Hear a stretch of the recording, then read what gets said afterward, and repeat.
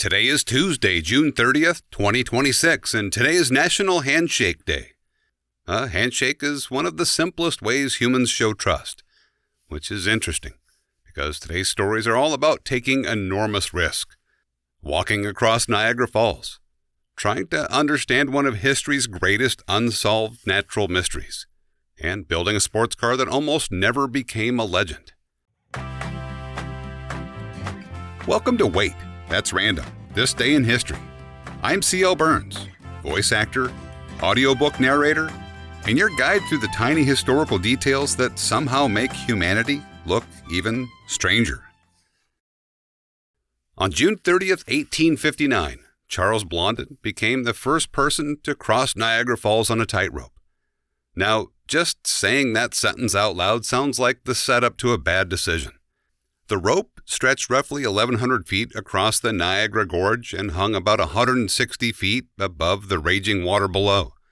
There were no safety nets, no harness, no backup plan.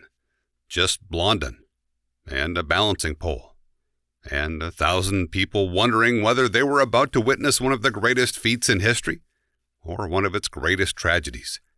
Blondin had spent years performing as an acrobat, but this was something entirely different. Niagara Falls wasn't just another venue. It was one of the most powerful natural landmarks on Earth. The roar of the water made communication difficult. Mist constantly drifted upward. The rope itself swayed in the wind. Every step required complete concentration. Slowly, carefully, he crossed. When he reached the opposite side, the crowd erupted. History had just been made. But here's the part of the story I love. Most people would have stopped there. Not Charles Blondin. Over the next several years, he crossed the falls again and again, and each crossing became more ridiculous than the last. He crossed blindfolded. He crossed while pushing a wheelbarrow. He crossed on stilts. He crossed inside a sack. He sat down halfway across the rope. On one crossing, he lowered a bottle into the river, pulled it back up, and took a drink. On another, he carried his manager, Harry Colcord, across on his back. And perhaps my favorite, he stopped in the middle of the rope, cooked an omelet on a small stove, and ate lunch over Niagara Falls. Apparently, after your first successful crossing, the logical next question is, what if I made breakfast? I've always wondered why people kept coming back. Certainly, they wanted to see something spectacular. But I think it was something deeper than that. Blondin represented the possibility that limits aren't always where we think they are. He didn't simply walk across Niagara Falls. He changed people's idea of what a human being was capable of doing. Of course, not every unbelievable event is something someone chooses. Sometimes the impossible simply arrives from space. On June 30th, 1908, an enormous explosion occurred near the, and forgive my poor pronunciation of this, Podkamenia Tunguska River in Siberia. And if you've never heard of the Tunguska Event, you're not alone.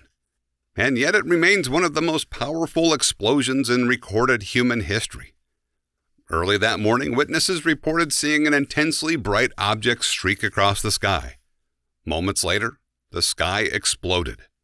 The blast flattened an estimated 80 million trees across more than 800 square miles. Imagine standing in a forest and watching trees fall like dominoes all the way to the horizon. People living hundreds of miles away felt the shockwave. Windows shattered, buildings shook. Some people were literally knocked off their feet. Scientists now estimate the explosion released somewhere between 10 and 15 megatons of energy. For comparison, that's roughly 1,000 times more powerful than the bomb dropped on Hiroshima. And yet, when scientists finally reached the site, they found something astonishing. No crater. None. Trees had been flattened outward in every direction, like spokes on a wheel. But directly beneath the explosion, many trees were still standing. They'd simply been stripped of their branches. That pattern led scientists to conclude the object never struck the ground. Instead, it exploded several miles above Earth's surface in what is known as an airburst. Today, researchers believe the object was most likely a small asteroid or comet roughly 150 to 200 feet across. It entered Earth's atmosphere at incredible speed. The pressure became too great, and it exploded before impact. One reason this story became so mysterious is that scientists didn't investigate it immediately. The site was incredibly remote. Then came political upheaval, revolution and civil war in Russia. It wasn't until nearly 20 years later that a scientific expedition finally reached the area. By then, the trees told the story, but the object itself was long gone. Before scientists settled on today's explanation, people proposed some wonderfully imaginative theories. A black hole, antimatter, a crashed alien spacecraft. Even inventor Nikola Tesla somehow found his way into the speculation. But sometimes reality is strange enough on its own. The Tunguska Event reminds us that Earth exists in a cosmic shooting gallery. Thankfully, most of the targets miss. But every once in a while, space reminds us it's paying attention.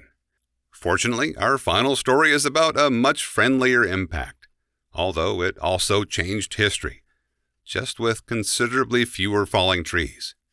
On June 30th, 1953, the first Chevrolet Corvette rolled off the assembly line in Flint, Michigan. And I have to admit, if you listened to yesterday's episode, you'll appreciate today's timing. Yesterday, we said goodbye to Pontiac. Today, we're saying hello to the Corvette. History has a funny sense of sequencing sometimes. The Corvette story actually began a couple years earlier. General Motors designer Harley Earl had been watching European sports cars arrive in the United States. Cars from Jaguar, MG, and Porsche were becoming popular with American drivers. They were small, they were nimble, they looked exciting. The problem was, America didn't really have an answer. Harley Earl thought it should. So Chevrolet built a concept car for the 1953 Motorama Auto Show. The response was overwhelming. People loved it. General Motors made the unusual decision to rush it into production. On June 30th, 1953, the first production Corvette was completed.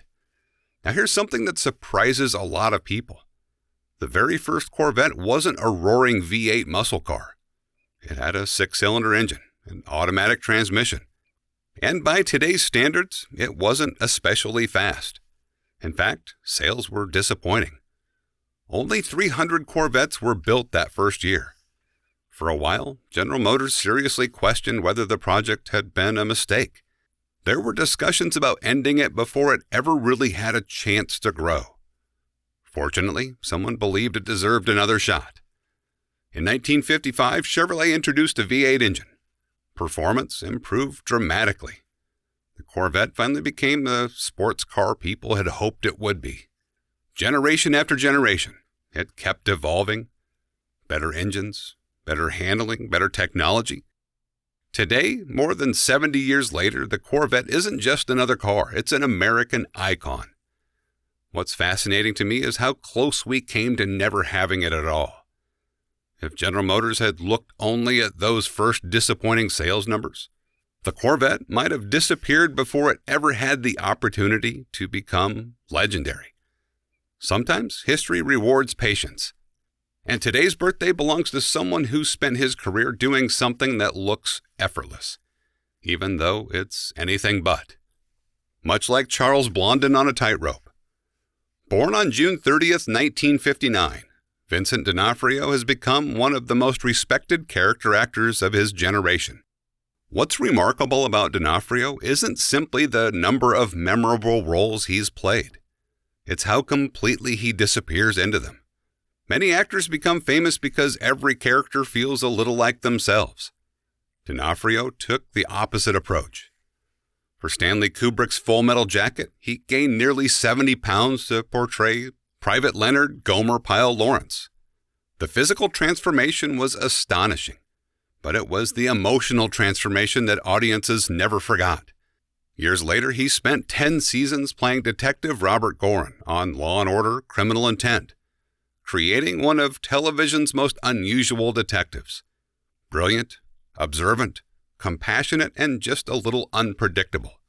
Then came Wilson Fisk, better known as Kingpin, a character who could be terrifying one moment and heartbreakingly vulnerable the next. It's incredibly difficult for an actor to make audiences sympathize with someone capable of terrible things. D'Onofrio somehow manages it. He has a gift for finding the humanity inside even deeply flawed characters. One of my favorite performances of his is actually Edgar in Men in Black. For most of the movie, he's not really playing a human being at all.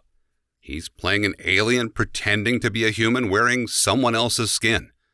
And somehow, he makes that feel believable. I think that's what separates great character actors from movie stars. Movie stars invite you to watch them. Character actors make you forget they're acting at all. And looking back across today's stories, I kept coming back to one word: risk. Charles Blondin trusted a rope stretched over one of the most powerful waterfalls on Earth. An asteroid, or perhaps a comet, entered Earth's atmosphere with unimaginable force, reminding us that our planet exists in a much larger universe than we often remember. General Motors gambled on a sports car that almost failed before it became an American legend. And Vincent D'Onofrio has spent decades taking creative risks, disappearing into characters that couldn't be more different from one another.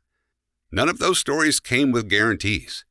None of those people involved knew how history would remember them. They simply took the next step. Sometimes that's all history asks of us. Anyway, that's what I ended up finding while working through June 30th. And before I go, here's today's oddly appropriate quote. "The greatest danger in times of turbulence is not the turbulence. It is to act with yesterday's logic." Peter Drucker. If you'd like to hear more of my work, audiobooks, or other projects I've somehow gotten myself involved in, you can find everything over at waitthat'srandom.com. I'm C.L. Burns, and honestly, thank you for spending a little time being curious with me. I'll see you tomorrow.